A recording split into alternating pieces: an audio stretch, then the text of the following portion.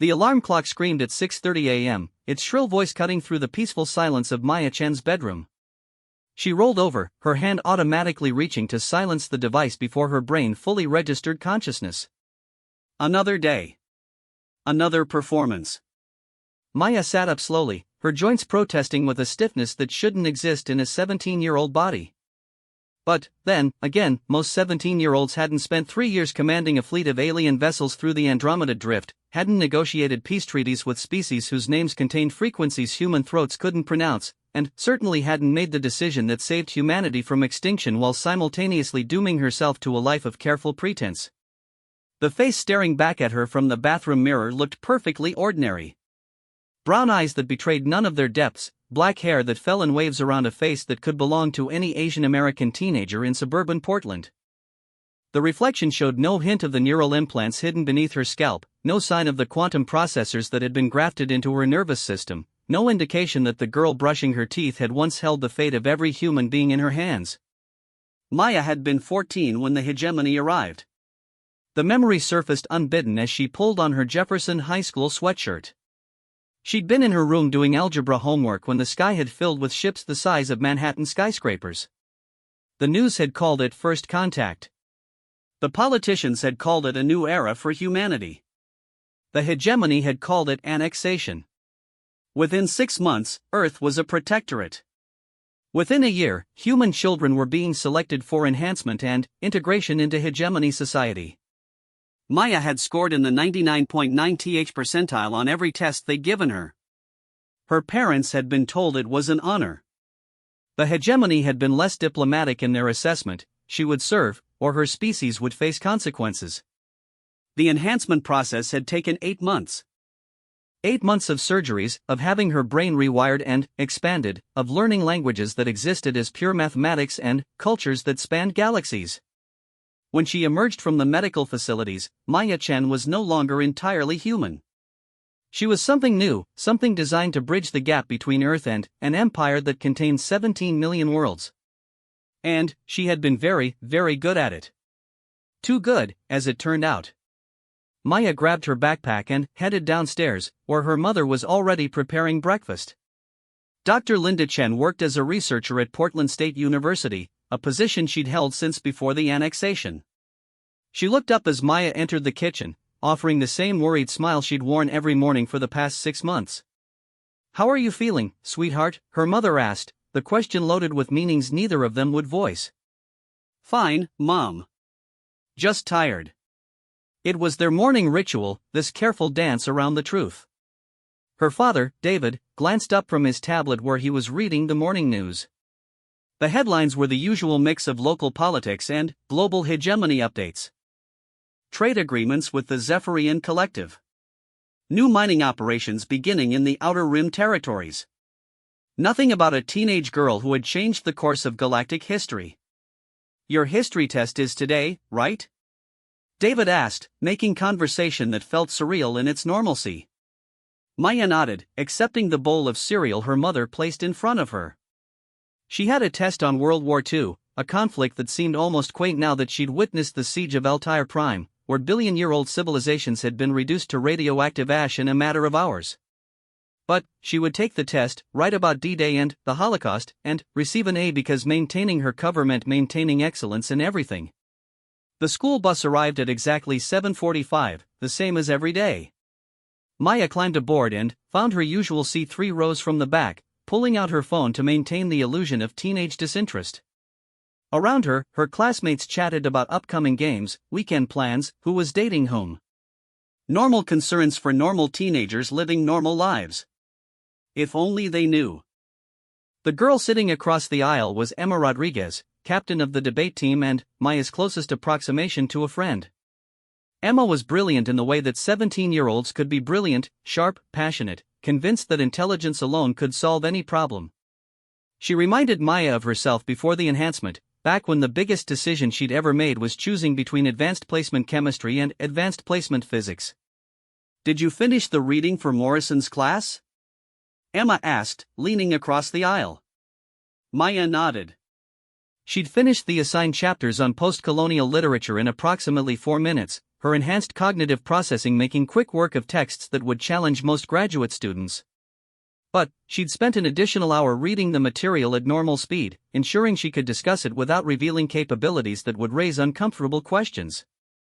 I still don't understand why she assigned this particular book, Emma continued. I mean, the themes are relevant, but the writing style is so dense. Maybe that's the point, Maya replied carefully. Sometimes the difficult texts force us to work harder to understand different perspectives. It was a safe answer, the kind of thoughtful but not revelatory response that had become her specialty. Maya had learned to modulate her intelligence the way other teenagers modulated their voices, carefully, constantly, exhaustingly. Jefferson High School occupied a sprawling campus that had been built in the optimistic post-war era when suburban expansion seemed limitless. Maya walked through its halls with the practiced ease of someone who belonged, greeting classmates by name, discussing assignments, participating in the elaborate social choreography of teenage life. But, beneath the surface performance, her enhanced senses were constantly active. She could hear conversations happening 3 classrooms away, detect the electromagnetic signatures of every electronic device in a 50-meter radius, and process 17 different data streams simultaneously while appearing to focus on a single task. The hegemony's enhancements had been thorough, turning her into a perfect bridge between species while making it almost impossible for her to relate to her own. Her first period was advanced placement history with Ms. Morrison, an energetic teacher in her 30s who had the unfortunate habit of asking probing questions that required Maya to constantly calibrate her responses. The classroom filled with the usual mix of academic overachievers and college-bound students, all of them blissfully unaware that one of their classmates had once sat in conference rooms with beings older than their solar system. Today we're discussing the factors that led to the Allied victory in World War II, Ms. Morrison began, pulling up a map of Europe on the smartboard. Who can tell me about the significance of the Battle of Stalingrad? Hands shot up around the room.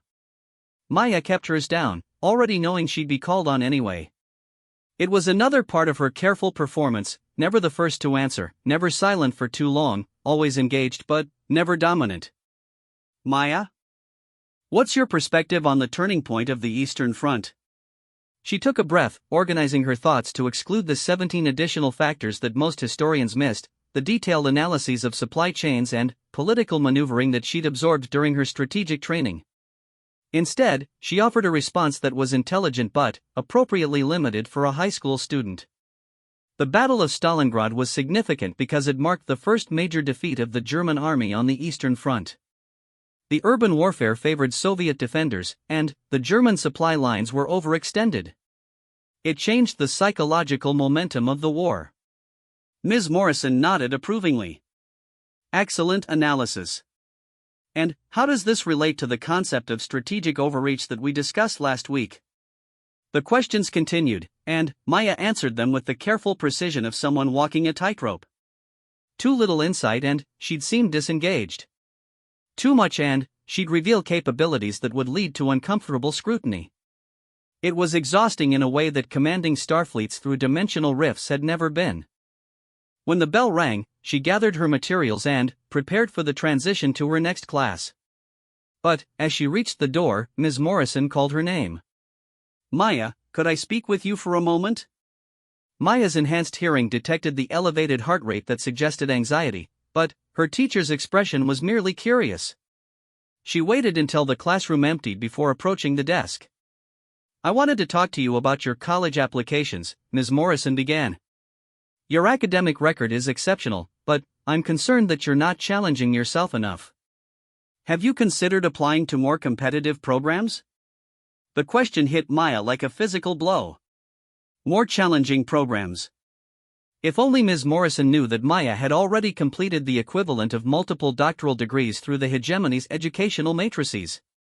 She'd mastered theoretical physics that wouldn't be discovered by human scientists for another century, spoken with philosophers who'd contemplated existence for millennia, learned to think in mathematical concepts that existed outside of three-dimensional space. But she couldn't say any of that. I'm happy with my current applications, Maya replied carefully. I think they're a good fit for my goals. Ms. Morrison frowned slightly. Maya, you have the potential to attend the most prestigious universities in the world. Stanford, MIT, Harvard, they'd all be interested in a student with your capabilities. Why limit yourself to state schools? Because attending MIT would require recommendations that could withstand scrutiny. Because prestigious universities asked questions about gaps in academic history, about where students had spent their summers, about family connections and achievements. Because Maya-chan officially existed in all the right databases, but those databases had been created by hegemony information specialists, and close examination might reveal inconsistencies that could unravel everything. I've given it a lot of thought, Maya said. I prefer the idea of staying closer to home. It wasn't entirely a lie. After 3 years among alien civilizations, the idea of remaining near the only family she had left held genuine appeal. But the real reason was simpler and more complicated. Maya-chan, savior of humanity, was hiding in plain sight, and prestigious universities were dangerous places to hide. Ms. Morrison looked disappointed but didn't push further. Maya escaped to the hallway, where the usual chaos of teenage life provided welcome camouflage. Students clustered around lockers, discussing the upcoming homecoming dance, complaining about homework, planning weekend activities that seemed impossibly trivial and impossibly precious. Maya had been 16 when she realized the hegemony was planning something terrible. The memory surfaced during her walk to second period, triggered by the sound of laughter from a group of freshmen. She'd been serving aboard the research vessel Infinite Contemplation, working as a cultural liaison between the human contingent and the Zephyrian science team. Her official role was to facilitate communication and ensure human perspectives were included in the mission parameters. Her actual role was to observe, learn, and gradually assume greater responsibilities as her enhanced capabilities developed. She'd been good at it. Too good. The Zephyrians had been impressed by her ability to grasp complex theoretical frameworks, by her intuitive understanding of multi-dimensional mathematics, by the way she could bridge not just language barriers but fundamental differences in how various species conceptualized reality. Within months, she'd been assigned to increasingly important projects. Within a year, she'd been granted access to information that few beings in the galaxy were trusted with. That's how she'd learned about the protocol. The hegemony's official policy toward member species was integration through enhancement.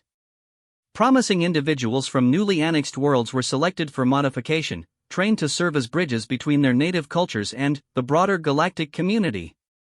It was presented as an honor, a path toward fuller participation in the greatest civilization the universe had ever known.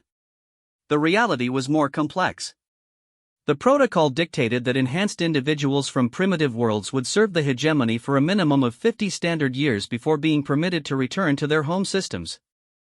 During that time, their native species would be gradually prepared for full integration, a process that involved systematic replacement of local governments, educational systems, and cultural institutions with hegemony equivalents. For most species, this transition occurred over several generations, allowing for gradual adaptation and minimal social disruption. But, for species that showed particular promise, species like humanity, the hegemony had developed an accelerated approach. Maya had discovered the files during what should have been a routine data analysis assignment. Buried in layers of bureaucratic documentation, she'd found references to something called the Terra Prime Initiative. At first, the scattered mentions had seemed innocuous: enhanced humans showing exceptional adaptation rates, cultural integration proceeding ahead of schedule, potential for accelerated implementation. It had taken her 3 months to piece together the full scope of the plan. The Terra Prime Initiative was designed to completely replace Earth's population within a single generation. Enhanced humans like Maya would return to their homeworld not as bridges between cultures, but as the vanguard of a colonization effort. They would gradually assume positions of authority while hegemony genetic specialists introduced modifications into the human population that would make them more suitable for galactic citizenship. Within 50 years, the species known as Homo sapiens would cease to exist, replaced by something that served the hegemony's needs more effectively. Maya had been 17 when she made the decision that changed everything. Her chemistry class was a welcome distraction from memories that still felt too large for her carefully constructed teenage life. Mr. Patterson was explaining chemical bonding, drawing diagrams on the whiteboard that Maya could have corrected in 17 different ways. But she copied the notes dutifully, participated in the lab exercise with appropriate enthusiasm, and gave every appearance of being a normal student learning normal things. During lunch, she sat with Emma and 2 other students from the debate team, listening to their discussion about the upcoming tournament while picking at a sandwich that tasted like cardboard. Her enhanced metabolism required approximately 3 times the caloric intake of a normal human, but eating too much would draw attention. She'd learned to supplement her diet with high-energy protein bars consumed in private, another small deception in a life built on necessary lies. "Maya's been quiet today," observed Alex Chen, no relation, despite the shared surname. He was a senior, bound for UC Berkeley in the fall, blessed with the kind of confidence that came from never having to question his place in the world. "Just thinking about the history test," Maya replied, which was partly true. She was always thinking, always processing, always maintaining the careful balance between engagement and revelation. "You worried about Morrison's class?" Emma asked. "You're like the smartest person I know. That test is going to be easy for you." "Easy?" Maya almost laughed. The test would be easy in the same way that breathing was easy, or that gravity was reliable. The challenge wasn't in answering the questions correctly, the challenge was in answering them in a way that suggested normal human intelligence applied to normal human education. But she couldn't explain that to Emma, couldn't describe the constant mental effort required to appear ordinary when every moment of her life required her to translate her thoughts down into concepts that wouldn't terrify or alienate the people around her. "I just want to make sure I don't make any stupid mistakes," Maya said, which was actually true in ways her friends couldn't understand. The conversation moved on to safer topics: weekend plans, college applications, speculation about who would win homecoming king and queen. Maya participated with the part of her mind dedicated to maintaining social connections while the rest of her consciousness wandered through more complex territory. She thought about the decision she'd made 3 years ago, when she'd realized that saving humanity meant destroying the life she'd known. She thought about the hegemony vessels that were still searching for her, about the false identity that couldn't withstand serious scrutiny, about the family who loved her without knowing what she'd become or what she'd done. Most of all, she thought about the weight of secrets that grew heavier every day. The afternoon classes passed in their usual blur of careful performance. Maya answered questions in calculus with precisely the right level of insight, participated in a discussion about Hamlet's madness without mentioning the 17 different psychological frameworks she could apply to the character's behavior, and turned in an English essay that was excellent but not suspiciously so. By the time the final bell rang, she was exhausted in a way that had nothing to do with physical fatigue. The mental effort of constantly moderating her responses, of appearing normal while being anything but, was like running a marathon while pretending to walk. The bus ride home was mercifully quiet. Maya stared out the window at the familiar streets of her neighborhood, at the houses where families lived uncomplicated lives, where the biggest concerns involved mortgage payments and soccer practice schedules. She envied them their ignorance almost as much as she envied their normalcy. Her house looked exactly the same as it had when she'd left that morning, a modest 2-story colonial with a well-maintained lawn and a minivan in the driveway. It was the picture of suburban tranquility, showing no sign that one of its inhabitants had once held the power to reshape galactic civilization. Maya let herself in through the front door, calling out a greeting to her mother, who was working in her home office. The routine of homework and dinner preparation felt almost meditative after the constant vigilance required at school. Here, at least, she could relax slightly, though never completely. She was setting the table when her father arrived home from his job at an engineering firm. David Chen had spent his career designing bridges and highway systems, creating infrastructure that would last for decades. He had no way of knowing that his daughter had once designed something far more ambitious, a plan to save humanity by sacrificing herself. Dinner was the usual mix of family conversation and current events discussion. Maya's parents were intelligent, thoughtful people who'd raised their daughter to think critically about the world around her. They were also completely unprepared to understand what their daughter had become or what she'd done. "How was school today?" her mother asked, the same question she posed every evening. "Good," Maya replied, the same answer she gave every night. "I had a history test. I think it went well." It was such a small lie, such an ordinary teenage response. But it carried the weight of everything Maya couldn't say, that the test had been trivial, that she'd known more about World War II than most professional historians, that her real education had taken place in institutions her parents couldn't imagine. After dinner, Maya retreated to her room to work on homework that required about 5% of her attention. The rest of her mind was free to wander, to remember, to plan for a future that remained frustratingly uncertain. She'd been 17 when she'd stolen the most important piece of technology in hegemony space. The memory was dangerous, too vivid and too real for the safe suburban bedroom where she now sat. But it demanded attention, insisted on being remembered in all its terrifying detail. The quantum consciousness matrix had been stored in the most secure facility in the galaxy, a research station that existed partially outside normal spacetime to prevent unauthorized access. Maya had gained entry through a combination of legitimate authorization and carefully manipulated security protocols. Her enhanced capabilities had made it possible to navigate the station's defenses, but it had been her fundamentally human perspective that had shown her how to use what she found. The matrix was designed to preserve and transfer consciousness between different forms of substrate, biological, artificial, or something that transcended both categories. The hegemony used it to store the experiences of their most valuable citizens, creating a form of immortality that allowed knowledge and wisdom to accumulate across millennia. Maya had realized it could be used for something else entirely. Instead of preserving individual consciousness, the matrix could be modified to create a distributed backup of an entire species' cultural and genetic heritage.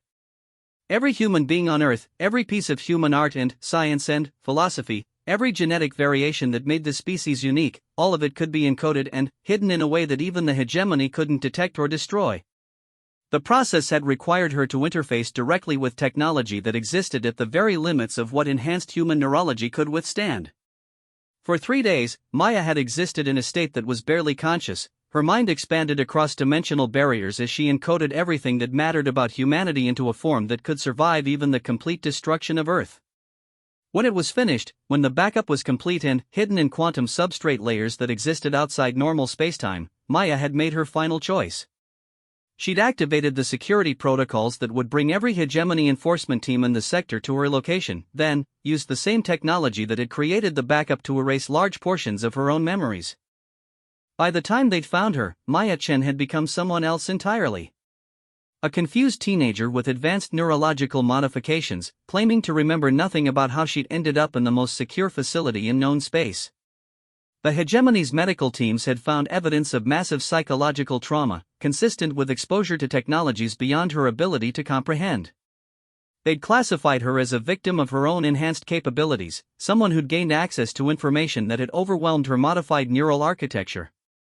The official conclusion was that she'd suffered a complete psychological breakdown, requiring immediate return to her home world for medical treatment and recovery. Maya had been 18 when they'd brought her back to Earth, her memories carefully edited and her identity thoroughly documented. As far as the hegemony was concerned, she was a failed experiment, enhanced human who'd proven unable to handle the responsibilities of galactic citizenship. She was no longer a threat, merely a reminder of the limitations inherent in primitive species. They had no idea what she'd actually accomplished. Maya finished her calculus homework and moved on to her English assignment, writing an essay about symbolism in modern literature while her enhanced mind processed the recursive irony of her situation. She was a living symbol herself, the girl who'd saved humanity by becoming someone who could never fully rejoin it. The backup she'd created existed in a quantum state that made it effectively indestructible. Even if the hegemony succeeded in transforming or destroying humanity, the essential pattern of the species would survive. Someday, when the galaxy was ready for it, that pattern could be restored. Humanity would live again, exactly as it had been, carrying forward every achievement and every dream that had ever mattered to the species.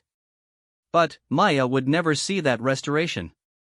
The process of creating the backup had required her to sacrifice her own ability to access it, to ensure that no external force could use her as a pathway to corruption or destruction.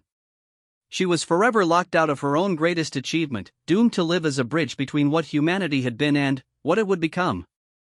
Her parents said goodnight at 9:30, the same ritual they'd maintained since she'd returned from her exchange program with the hegemony. They had no idea that their daughter's educational experience had involved learning to command starships and negotiate with beings who existed as pure energy. As far as they knew, Maya had spent 3 years studying advanced sciences on an orbital platform, returning with enhanced capabilities that would help her contribute to humanity's integration into galactic civilization. It wasn't entirely a lie. Maya did possess capabilities that could help humanity navigate its relationship with the hegemony. But those capabilities came with knowledge that was too dangerous to share and memories that were too painful to bear. Alone in her room, Maya allowed herself a moment of genuine feeling. The weight of what she carried was crushing sometimes, the knowledge that she'd saved her species at the cost of her own identity, that she'd preserved humanity's future while ensuring she could never fully participate in it. Tomorrow would bring another day of careful performance, another 18 hours of pretending to be a normal teenager with normal concerns. She would take tests on subjects she'd mastered years ago, participate in conversations about events that seemed insignificant compared to what she'd witnessed, and maintain relationships with people who could never know who she really was. But tonight, for just a few minutes, Maya-chan allowed herself to remember what it felt like to hold the fate of an entire species in her hands, to make the choice that would echo through eternity, to sacrifice everything she was for everything humanity could become. Then, she turned off the lights and went to sleep, dreaming of stars she would never see again and ships that would never answer her call. Tomorrow would bring new challenges, new opportunities to slip up, new tests of her ability to remain hidden while the galaxy continued turning around her. Maya-chan had saved humanity. Now she had to survive high school. And, somehow, that seemed like the harder challenge. 3 months into the school year, Maya's carefully constructed routine began to crack. It started with something small. During lunch on a Tuesday, Emma mentioned that her older brother Jake was coming home from college for the weekend. Jake Rodriguez had graduated from Jefferson High 2 years earlier and was now studying astrophysics at Stanford. Emma was excited to see him, chattering about his research project on gravitational wave detection. "He's been working with some new theoretical models," Emma said, unwrapping her sandwich. "Something about quantum entanglement across galactic distances. It sounds like science fiction to me, but Jake swears it's cutting-edge stuff." Maya's enhanced hearing picked up every word with perfect clarity, but her blood turned to ice water. Quantum entanglement across galactic distances wasn't just cutting-edge, it was the fundamental technology behind hegemony communication networks. If human scientists were beginning to explore those theoretical frameworks, it meant the integration process was moving faster than anyone realized. "That sounds really interesting," Maya managed, her voice steady despite the alarm bells ringing in her enhanced consciousness. "You should talk to him when he's here," Emma continued. "I know you're more into history and literature, but Jake always says that the boundaries between different fields of study are just artificial constructs. Plus, he's been asking about you." "Asking about me?" "He remembers you from when we were kids. He said you always seemed really mature for your age, like you understood things that other people missed." Emma grinned. "I think he has a little crush, actually." Maya forced a smile while her mind raced through the implications.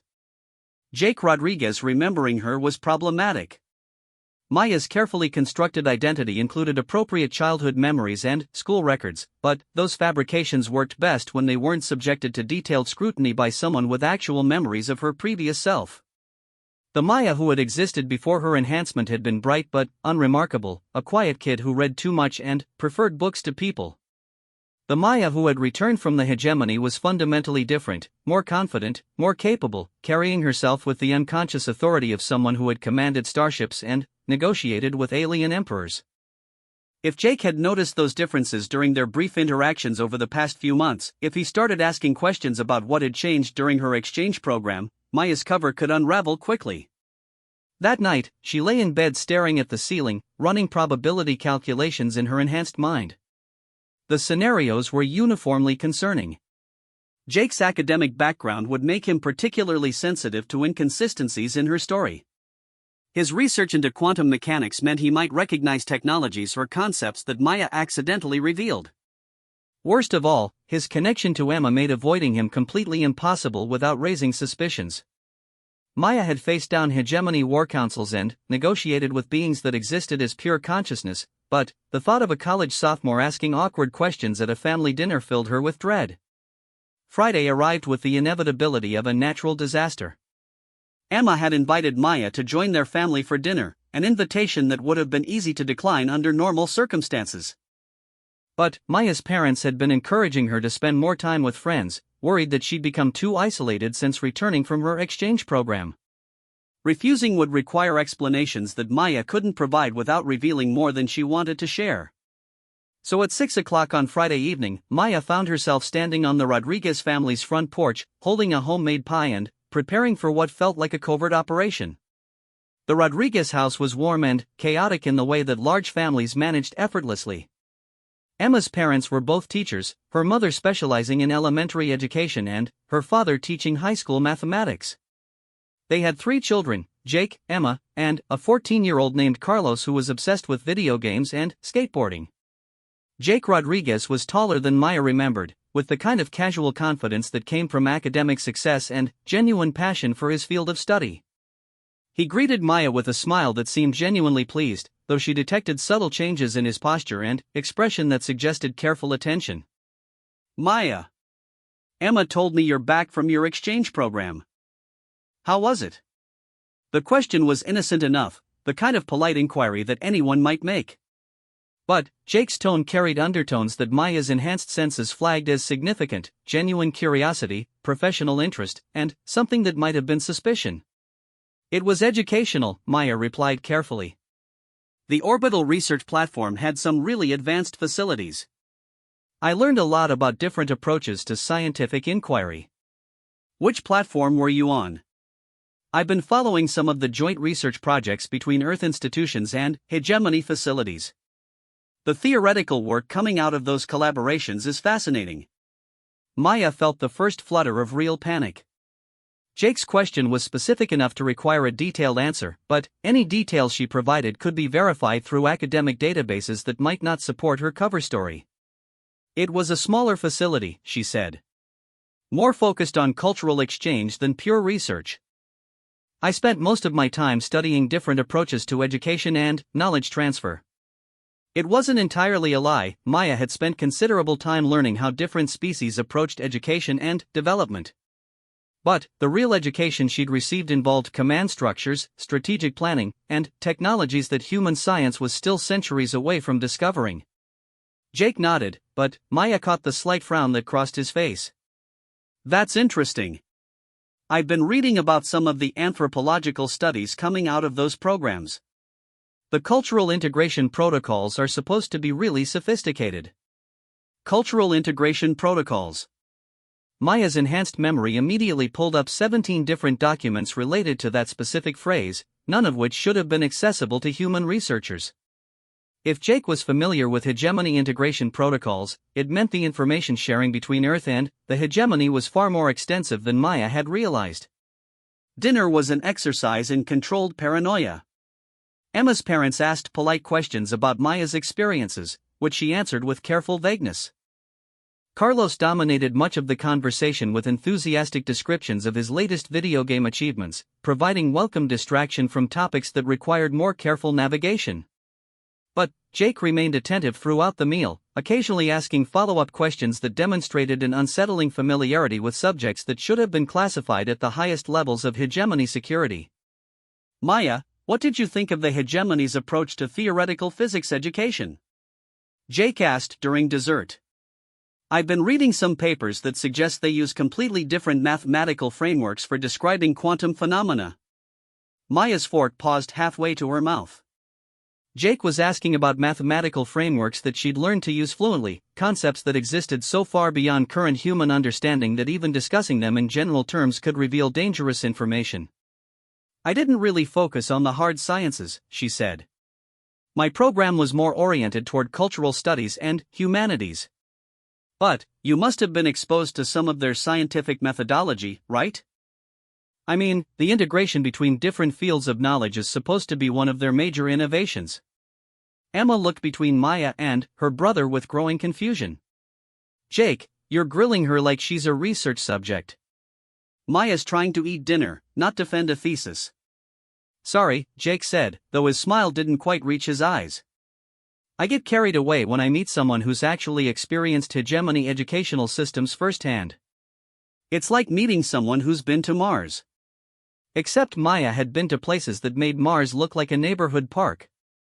She'd stood on worlds where the concept of solid matter was optional, attended lectures in dimensions that existed outside normal spacetime, learned from beings who had been studying the universe since before Earth's sun had finished forming. But she couldn't say any of that. The evening continued with increasingly careful conversation. Maya found herself analyzing every word before speaking, searching for hidden meanings in Jake's questions, wondering how much he actually knew or suspected. By the time she was ready to leave, her enhanced nervous system was running at maximum alertness, every sense heightened to detect potential threats. Jake walked her to the door while Emma said goodbye to their parents in the kitchen. "Maya," he said quietly, "can I ask you something?" Maya's heart rate spiked, though she kept her expression neutral. "Sure. When you were kids, Emma always talked about how you were different from other people. Smarter, more observant, like you saw things that everyone else missed." Jake paused, studying her face in the porch light. "But, now that you're back, it's like that quality has been amplified somehow. You carry yourself differently, speak differently, even think differently. What happened to you out there?" The question hung in the air between them, loaded with implications that Maya couldn't begin to address honestly. Jake wasn't making casual conversation, he was conducting an investigation, and Maya was his primary suspect. "I grew up," she said simply. 3 years is a long time at our age. People change. People change, sure. But usually not in ways that make them seem like entirely different species. Maya's enhanced hearing detected the acceleration of Jake's pulse, the slight elevation in stress hormones that suggested he was as nervous about this conversation as she was. But his choice of words, different species, was either an incredible coincidence or an indication that he knew far more than he was admitting. "I should go," Maya said. "My parents will be wondering where I am." Jake nodded, but didn't step aside immediately. "Maya, if you ever want to talk about your experiences, really talk about them, not just the official version, I'd be interested to listen. Sometimes it helps to share things with someone who might understand the implications." Maya met his gaze for a long moment, reading the layers of meaning in his expression. Jake Rodriguez wasn't just a college student with academic curiosity. He was someone who had access to information that should have been classified, who understood enough about hegemony operations to recognize inconsistencies in official stories. Which meant he was either a security risk or a potential ally, and Maya had no way to determine which without revealing more about herself than she could afford to share. "Thanks for dinner," she said. "Tell your family I had a great time." She walked home through the quiet suburban streets, her enhanced senses automatically cataloging every detail of her environment while her mind processed the implications of the evening's conversation. Jake Rodriguez represented a new variable in an equation that was already barely balanced. If he continued asking questions, if he shared his suspicions with the wrong people, Maya's carefully constructed cover could collapse entirely. But there was another possibility, one that was almost more frightening than exposure. What if Jake was part of the hegemony's monitoring system? What if her return to Earth hadn't been as simple as the official story suggested? What if there were observers, watchers, people positioned to ensure that enhanced humans like Maya didn't become security risks? Maya had assumed that her memory modifications had been sufficient to convince hegemony authorities that she was no longer a threat. But perhaps they were more careful than she'd realized. Perhaps they maintained surveillance on all enhanced humans who returned to their home worlds, ensuring that dangerous knowledge didn't resurface at inconvenient times. If that was the case, then Jake's questions weren't just academically motivated, they were part of an assessment, a process of determining whether Maya Chen had retained any memories or capabilities that might threaten hegemony security. Either way, the comfortable routine that had protected Maya for the past 6 months was no longer sufficient. She needed to adapt, to find new ways of maintaining her cover while gathering information about the true extent of hegemony influence on Earth. The next few weeks passed in a haze of heightened alertness and careful investigation. Maya began paying closer attention to news reports about scientific developments, looking for indicators of how much hegemony technology was being integrated into human research. What she found was disturbing. Theoretical breakthroughs that should have taken decades were appearing in academic journals with suspicious frequency. Mathematical concepts that Maya recognized from her enhanced education were being discovered by human scientists, and research projects were producing results that suggested access to information sources that officially didn't exist. The integration was happening faster than anyone realized, and it was being presented as natural human advancement rather than guided development by an alien civilization. Maya also started monitoring Jake's academic work more closely, using her enhanced capabilities to access research databases that should have been beyond her reach. What she found confirmed her worst suspicions. Jake Rodriguez wasn't just a gifted undergraduate student. He was part of a select group of human researchers who had been granted access to preliminary hegemony scientific databases, supposedly to facilitate academic collaboration between Earth and the galactic community. The program was presented as an honor, a recognition of exceptional talent and potential. But Maya recognized it for what it actually was: the first stage of intellectual colonization, the process by which human scientists would be gradually introduced to concepts and technologies that would reshape their understanding of reality. Within a generation, these researchers would be producing work that was indistinguishable from hegemony science. Within 2 generations, the distinction between human and hegemony intellectual traditions would be meaningless. The species would be transformed not through genetic modification, but through the gradual replacement of their entire conceptual framework. Maya realized she was watching the early stages of the same process that had been applied to hundreds of other species throughout the galaxy. Humanity was being prepared for integration, and the process was already well underway. The question was whether there was anything she could do about it. Maya's enhanced capabilities were considerable, but they were designed for navigation within hegemony systems, not for opposing them. Her memory modifications had been specifically calibrated to prevent her from accessing the kind of strategic information that might allow her to organize effective resistance. But there was one thing the hegemony hadn't anticipated: Maya's fundamental humanity. The consciousness backup she created contained more than just genetic and cultural information. It contained the essential pattern of human creativity, the stubborn independence that had driven the species to explore dangerous frontiers and question established authorities. That pattern couldn't be modified or controlled because it existed at a level deeper than technology could reach. Maya began to formulate a plan that was simultaneously simple and impossible. She would find a way to activate the consciousness backup while she was still alive, creating a scenario where humanity's original pattern could coexist with its modified descendants. The process would require her to risk everything she'd built, to expose herself to dangers that could destroy not just her identity but her sanity. But the alternative was watching her species disappear one intellectual breakthrough at a time, replaced by something that wore humanity's face but carried an alien soul. Maya made her decision on a Tuesday in November, during lunch period at Jefferson High School. She was sitting at her usual table, listening to Emma discuss the upcoming winter formal, when Jake appeared beside their table. He'd driven down from Stanford for what Emma assumed was a surprise visit, but Maya recognized the subtle signs of purposeful behavior. Jake Rodriguez was here on a mission. "Maya, could I talk to you for a minute?" he asked, his tone casual but his body language suggesting urgency. Emma looked between her brother and her friend with curiosity. "What's going on? You two have been acting weird around each other for weeks." "Nothing weird," Jake replied quickly. "I just wanted to ask Maya about something related to her exchange program." "Academic stuff." Maya followed Jake outside to the school courtyard, her enhanced senses alert for any sign of surveillance or threat. The conversation that followed would determine whether Jake Rodriguez was an enemy to be avoided or an ally to be recruited. "Maya," Jake began, "I know you've been lying about your experiences with the hegemony." The statement was direct enough to bypass any pretense of casual conversation. Maya evaluated her options quickly: denial, deflection, or cautious admission. Each carried risks that could cascade into complete exposure.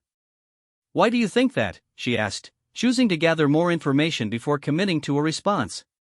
Jake pulled out his phone and showed her a research paper displayed on the screen. This was published last month by a team at MIT. It describes theoretical frameworks for consciousness transfer between different substrate types. The mathematics involved are so far beyond current human understanding that the authors had to invent new notation systems just to express the concepts. Maya glanced at the paper, immediately recognizing concepts that she'd learned during her interface training with the quantum consciousness matrix. The mathematics weren't just beyond current human understanding, they were barely within the comprehension range of enhanced human consciousness. "I still don't understand what this has to do with me," Maya said carefully. "Because," Jake replied, "one of the authors specifically acknowledges consultation with research subjects who had participated in hegemony cultural exchange programs." And, when I contacted him to ask about the nature of those consultations, he mentioned a teenage girl who demonstrated intuitive understanding of concepts that graduate students in theoretical physics couldn't grasp. Maya felt the careful walls of her identity beginning to crumble. Someone had been careless, had asked the wrong questions or revealed too much understanding during what should have been routine academic interviews. The enhanced humans who had returned to Earth were being used as informal consultants, their modified consciousness providing insights that human scientists couldn't achieve independently. Maya, Jake continued, I've been monitoring communications between Earth research institutions and hegemony facilities. There's information flowing in both directions that isn't supposed to exist. Technologies are being developed that shouldn't be possible with current human capabilities. And enhanced individuals like you are disappearing from official records after providing consultation services. Disappearing? Not physically. But their documented participation in research projects ends abruptly, usually accompanied by medical reports indicating psychological complications related to their enhancement procedures. It's like they're being systematically silenced. Maya's enhanced memory immediately pulled up protocols for managing security risks among enhanced populations. Standard procedure dictated that individuals who demonstrated excessive curiosity or problematic knowledge retention were recalled for additional memory modification or permanent containment. If Jake's information was accurate, then Maya's time was running out. Eventually, someone would notice her careful avoidance of academic consultation requests, her refusal to participate in research projects that could utilize her enhanced capabilities. When that happened, she would face a choice between compliance and elimination. Jake, Maya said quietly, what exactly are you asking me? I'm asking if you're willing to help me document what's really happening to enhanced humans, and what the hegemony is actually doing to Earth. Jake's expression was serious, carrying the weight of someone who understood the implications of his request. I think humanity is being systematically colonized, and I think people like you are the only ones who can prove it. Maya stared at Jake Rodriguez, seeing not just Emma's brother or a curious college student, but a potential catalyst for everything she'd been trying to accomplish. If Jake could provide the infrastructure for documenting and disseminating information about hegemony activities, Maya might be able to activate elements of her consciousness back up in ways that could preserve human independence. But cooperation would mean revealing her true identity, exposing the full scope of what she'd done and what she knew. It would mean trusting another human being with secrets that could reshape galactic civilization or get them both killed. Maya had spent months hiding in plain sight, protecting herself and her species through careful anonymity. Now she faced the possibility of stepping back into the light, of becoming once again the person who held humanity's fate in her hands. The decision should have been impossible. But, as Maya looked at Jake's determined expression, as she considered the evidence he'd presented about hegemony infiltration and human complicity, she realized that hiding was no longer an option. Humanity was running out of time, and Maya-chan was running out of excuses.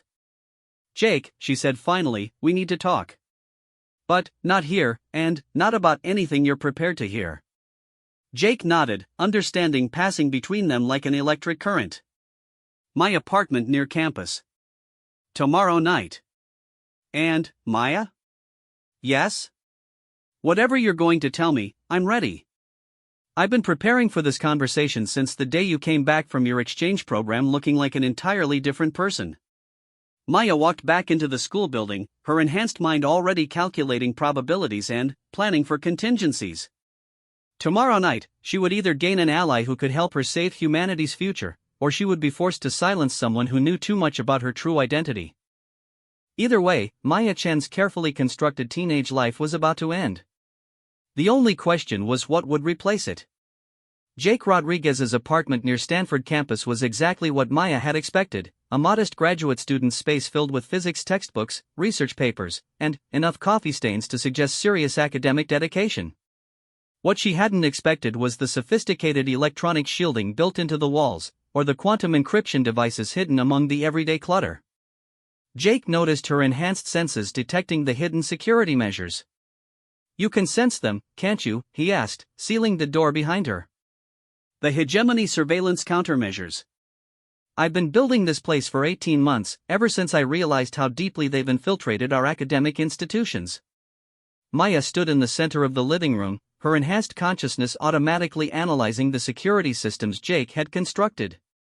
They were sophisticated beyond anything a human graduate student should have been able to create, incorporating technologies that wouldn't be developed by Earth science for another century. "Where did you get this equipment?" Maya asked. "I built it," Jake replied, settling into a chair across from her. "Using theoretical frameworks that I learned from enhanced individuals who trusted me enough to share real information. Maya, there are 17 of us, enhanced humans who've been secretly working together to understand what the hegemony is actually doing to our species." 17. Maya's enhanced memory immediately began calculating probabilities. There had been 43 enhanced humans returned to Earth over the past decade. If 17 were actively collaborating against hegemony interests, that suggested a failure rate in the memory modification process that should have triggered additional security protocols. "How many of the others know what I am?" Maya asked carefully. "They know you exist. They know you were part of a special program that involved much higher levels of enhancement than the standard cultural exchange participants. But they don't know the specifics." Jake leaned forward, his expression intense. "Maya, we think you might be the key to something much larger than individual resistance.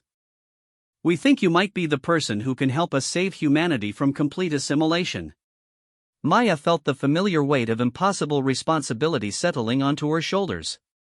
Even here, even among people who understood what she'd become, she was being asked to carry more than any individual should bear. "Tell me about the others," she said. Jake activated a holographic display that materialized above his coffee table, showing profiles of enhanced humans scattered across the globe. Maya recognized the modification patterns in their neural structures, understanding immediately that these were individuals who had retained far more of their original memories and capabilities than hegemony protocols should have allowed. Jennifer Nakamura, enhanced 7 years ago, now working as a theoretical physicist at CERN. David Kim, enhanced 5 years ago, currently developing new materials science applications at a research institute in South Korea. Sarah Williams, enhanced 3 years ago, working on biological systems analysis at the CDC. Each profile revealed someone who had maintained their human identity while gaining access to technologies and knowledge that officially didn't exist. They were using their enhanced capabilities to advance human science, but they were also documenting the systematic infiltration of Earth's intellectual infrastructure by hegemony influence. "The pattern is consistent across all of them," Jake continued.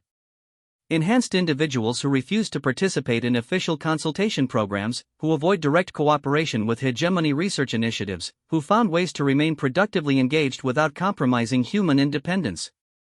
"And what have you discovered about hegemony activities?"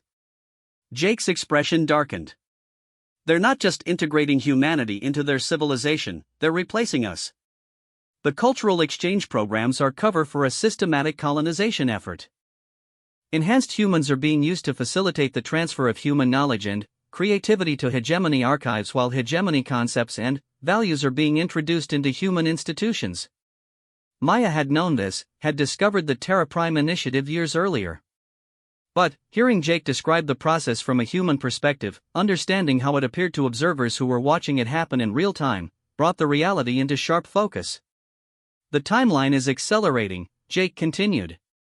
"Based on our analysis, the hegemony expects to complete the transition within the next 20 years. By 2050, the entity that calls itself humanity will be functionally indistinguishable from any other client species in their empire." "Unless?" Maya asked, though she already suspected the answer. "Unless we can find a way to preserve the essential pattern of human consciousness and culture independent of hegemony control. Our research suggests that such preservation would require access to technologies that are beyond anything currently available to human science." Jake paused, studying Maya's face carefully. "But technologies that might be available to someone who had gained access to the highest levels of hegemony security." Maya realized that Jake and his colleagues had deduced far more about her background than she'd assumed. They understood that her enhancement had involved exposure to classified hegemony technologies, that her apparent memory loss might be less complete than official records suggested. "What exactly are you asking me to do?" Maya said. "We're asking you to help us access the quantum consciousness matrix." Maya's enhanced nervous system responded to Jake's words like a physical blow. He shouldn't know that term. The quantum consciousness matrix was classified at levels that required security clearances beyond anything available to enhanced humans from primitive species. How do you know about the matrix? Maya asked, her voice carefully controlled. Because Jennifer Nakamura retained fragments of memories related to consciousness transfer technologies, and David Kim remembered theoretical discussions about quantum preservation of cultural patterns. When we combined their partial recollections with data from 12 other enhanced individuals, we were able to reconstruct enough information to understand what the matrix is and how it functions. Jake activated another holographic display, this one showing a rough schematic of the matrix's basic operating principles. It was incomplete and contained several significant errors, but it was recognizable enough to confirm that the enhanced humans had somehow retained access to information that should have been completely erased. Maya, Jake continued, we know that someone used the Matrix 3 years ago to create an unauthorized backup of human consciousness and cultural patterns. Hegemony security files that Jennifer accessed during her time at the research stations indicate a massive investigation into the breach, but they never identified the individual responsible. And you think it was me? We think it was you, and we think you're the only person alive who can access that backup and activate it in a way that could preserve human independence. Maya stared at the holographic schematic, seeing her own greatest achievement represented in crude approximations and incomplete theories. Jake and his colleagues had pieced together fragments of truth from multiple sources, creating a picture that was accurate enough to be dangerous and incomplete enough to be catastrophic. Jake, what you're describing would require me to interface directly with quantum systems that exist partially outside normal spacetime. The process would likely destroy my enhanced neural architecture and could kill me outright. We know, Jake said quietly. But, Maya, if we don't act soon, humanity as an independent species will cease to exist. The hegemony isn't evil, they're just incredibly efficient at cultural assimilation. Within a generation, humans will be perfectly happy as integrated citizens of the galactic empire.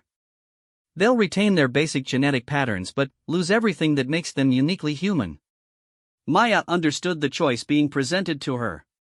She could continue hiding, maintaining her carefully constructed identity while watching humanity undergo gradual transformation into something that served hegemony needs more effectively. Or she could reveal the full scope of what she'd done and risk everything on one final attempt to preserve human independence. There's something you need to know, Maya said finally. The consciousness backup you're talking about, it does exist, and I did create it. But accessing it isn't just dangerous for me. If the process is initiated incorrectly, it could overwrite the consciousness of every human being on Earth with the backup pattern, essentially killing 7 billion people and replacing them with archived versions from 3 years ago. Jake's face went pale, but his resolve didn't waver. Then, we need to make sure we do it correctly. That would require accessing hegemony facilities that are among the most secure locations in known space. It would require technologies that don't exist on Earth and capabilities that are beyond anything your 17 enhanced humans possess. What would it require? Maya stood and walked to Jake's window, looking out at the Stanford campus where thousands of students were pursuing educations that would prepare them for careers in a world that might not exist much longer. She was tired of hiding, tired of pretending to be someone she wasn't, tired of carrying the weight of humanity's future alone. It would require me to reveal my true identity and access systems that have been hunting for me for 3 years. It would require your colleagues to risk their lives on a plan that has a marginal probability of success. And it would require us to act before hegemony security realizes what we're attempting. Maya, Jake said, you've already saved humanity once. Are you willing to try again? Maya turned back to face Jake Rodriguez, seeing not just Emma's brother but a representative of the species she'd sacrificed everything to preserve. The decision should have been impossible, but it felt inevitable. Yes, she said. But we're going to need help that you can't imagine, and we're going to have to move faster than you think possible. Over the next 6 hours, Maya revealed the full scope of her identity and capabilities to Jake and his network of enhanced humans. The conversation took place through encrypted quantum channels that connected her to 17 individuals scattered across the globe, each of them contributing pieces of information and expertise that would be essential for what they were planning. Maya explained how she'd gained access to the quantum consciousness matrix, how she'd modified it to create a species-wide backup of human consciousness, and how she'd hidden that backup in quantum substrate layers that existed outside normal spacetime. She described the security protocols that protected the backup, the activation sequences that would be required to restore it, and the risks involved in attempting to access systems that were actively guarded by hegemony security forces. The enhanced humans listened with the focused attention of people who understood they were receiving information that could reshape civilization. They asked detailed questions about technical specifications, operational requirements, and contingency planning. By the end of the session, they had developed a preliminary plan that was simultaneously elegant and terrifying. The operation would require 3 phases. First, they would need to establish a covert communication network that could coordinate activities across multiple star systems without detection by hegemony monitoring systems. Maya's knowledge of quantum encryption protocols would make this possible, but it would require the enhanced humans to build equipment using theoretical frameworks that existed at the very limits of their capabilities. Second, they would need to gain access to a hegemony research facility that contained the necessary interface technologies for connecting to the quantum substrate where Maya's backup was stored. This would require infiltrating one of the most secure installations in known space, using capabilities that the enhanced humans were not supposed to possess. Third, they would need to activate the backup in a way that preserved the consciousness of existing humans while restoring the original human cultural patterns that had been archived 3 years earlier. This would require Maya to interface directly with the Matrix again, risking not just her own existence but the possibility of accidentally destroying everything she was trying to save. The probability of success is approximately 37%, Maya concluded. The probability of catastrophic failure that results in the destruction of human consciousness is approximately 28%. The probability of partial success that saves some aspects of human independence while sacrificing others is approximately 35%. Jennifer Nakamura's voice came through the encrypted channel from CERN. What's the probability of success if we do nothing? 0, Maya replied. The hegemony integration process is already too advanced to be stopped through conventional resistance. Without intervention at the quantum consciousness level, humanity will be completely assimilated within 20 years. David Kim spoke from South Korea. Then, we don't really have a choice. Maya, what do you need from us? Maya spent the next 4 hours providing detailed technical specifications for the equipment and coordination that would be required. The enhanced humans would need to build quantum communication arrays that could function across galactic distances, develop interface protocols that could connect to systems they'd never seen, and prepare for an operation that would require them to act with precision that allowed no margin for error. Most importantly, they would need to do all of this while maintaining their cover identities and avoiding detection by hegemony monitoring systems that were specifically designed to identify exactly the kind of activity they were planning. The timeline is critical, Maya explained. Hegemony Security conducts comprehensive reviews of enhanced human activities every 6 months. The next review cycle begins in 8 weeks. If we're going to act, it has to be before then. Sarah Williams connected from the CDC. 8 weeks to build equipment that shouldn't be possible, infiltrate the most secure facility in known space, and save humanity from extinction. No pressure. Sarah, Maya replied, 3 years ago I was a 14-year-old girl doing algebra homework. 8 weeks is more time than I had when I created the backup in the first place. The session concluded with assignments for each participant and a schedule for coordination that would allow them to maintain their cover identities while preparing for an operation that would either save their species or destroy it. Maya returned to Jefferson High School the next morning feeling like she was living in 2 completely different realities simultaneously. During first period history class, she took notes on the Industrial Revolution while her enhanced consciousness processed quantum field equations and developed infiltration strategies.